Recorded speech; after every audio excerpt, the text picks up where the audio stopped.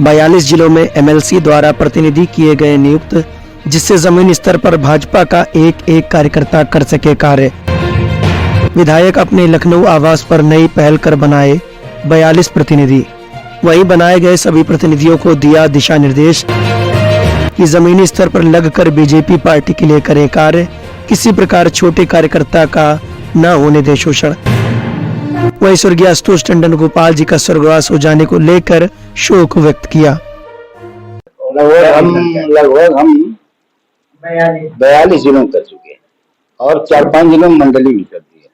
ये नई जो आपने किया है नया काम है, मतलब हर जिले में नया काम ये होता है, हम इसलिए किए हैं कि कोई जरूरी नहीं, हम नेता हैं तो हम ही नेता रहे, हमारे पीछे टालने लोग ज्यादा से ज्यादा लोग जमीनी स्तर पर जोड़ने काम करो, काम करें, नेता के ऊपर न डिपेंड रहे कि भाई नेता हमारा हर काम करेगा।